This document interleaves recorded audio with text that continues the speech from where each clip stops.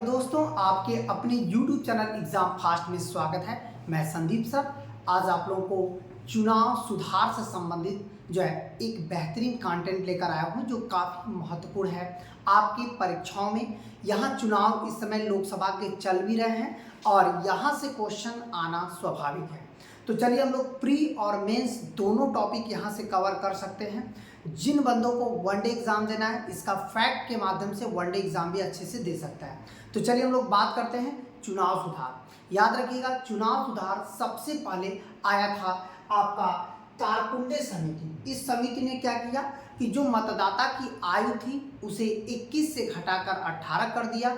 इसके अलावा कुछ और भी शर्तें इसमें लगाई गई। यह शर्तें जैसे आपने देखा होगा बहुत सारी शर्तें हैं, नामांकन राशि है, उसी तरह से दिनेश गोस्वामी समिति रही है और उसी तरह से के संथानम समितियाँ रही है।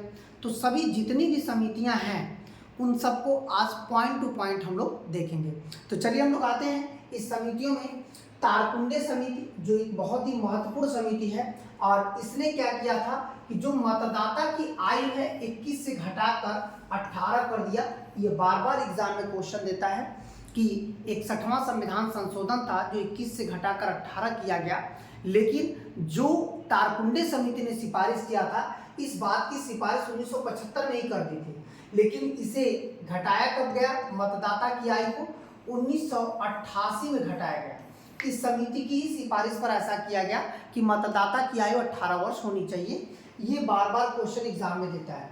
इसके अलावा इस समिति ने क्या किया, इसी समिति ने प्रत्याशियों द्वारा एक निश्चित नामांकन राशि जमा करने की बात की। इसका मतलब है कि जो आपकी जमानत राशि होती है, चाहे वो पंचायत चुनाव हो, लोकसभा हो, जो है राज्यसभा विधानसभा हो, जितनी भी जो है कह सकते हैं चुनाव है, उसमें एक निश्चित राशि जो जमा करने का प्रस्ताव दिया जाता है वो इसी जो है कह सकते हैं कि समिति की सिफारिश पर करता है। देखिए ये चुनाव में जो है ऐसा व्यय का लेखा जोखा भी सबसे पहले किस समिति ने अनिवार्य किया था, तो ये था तारकुंडे समिति। फिर आते हैं दिनेश गोस्वामी समिति। 1990 में इस समिति ने काफ़ी महत्वपूर्ण बात रखी थी। यहाँ पर देखिएगा आपका जो ईवीएम मशीन है, इसके अलावा आपका जो मतदाता पहचान पत्र पर जो फोटो आता है ये इसी समिति द्वारा जो है तैयार किया गया, दिनेश गोस्वामी समिति। देखिएगा यहाँ पर दिया है इलेक्ट्रॉनिक वोटिंग मशीन जिसे हम लोग बोलते हैं ईवीएम। ईवीएम जो है सबसे पहले, हालांकि गोवा का ही चुनाव हुआ था सबसे पहले गोवा में, लेकिन ईवीएम का इस्तेमाल करने के लिए देखिए ईवीएम को लेकर बहुत बवाल चल रहा है। तो आयोग इस पर क्वेश्चन बना सकता है कि किस समिति ने सबसे पहले एक सिफारिश की थी कि ईवीएम भारत में लागू किया जाए। तो सबसे पहले जो है दिनेश गोस्वामी समिति ने जो है सिफारिश किया था, जिसमें इलेक्ट्रॉनिक वोटिंग मशीन का प्रयोग करने की सिफारिश किया गया था।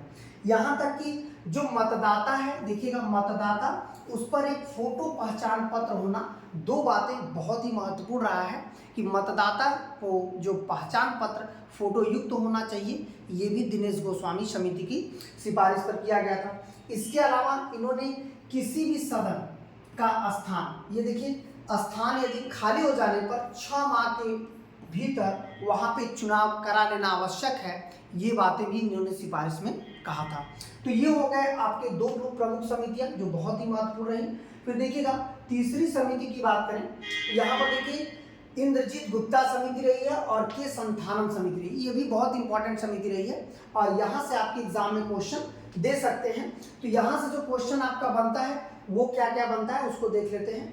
यहाँ पर बोला गया है कि जो लोकसभा है और जो आपकी विधानसभा है, इसमें चुनाव में जो व्यय सरकार जो वहन करेगी, जैसे 10,000 रुपये तक का जो है, यदि उससे अधिक चंदा उसे मिलता है, उससे कम मिलता है तो आप कैश रूप में ले सकते हैं। आपने इलेक्टोरल बॉन्ड सुना है, इलेक्टोरल बॉन्ड एक चुनाव लड़ने का जो है एक प्रकार का चंदा है, लेकिन अब आप देख रहे हैं सोशल मीडिया पर चंदा और धंधा का प्रोग्राम चल रहा है। बहुत सारी कंपनियों के जो है यहाँ पर चंदा के बहाने काफ़ी बड़ा रकम वसूला गया।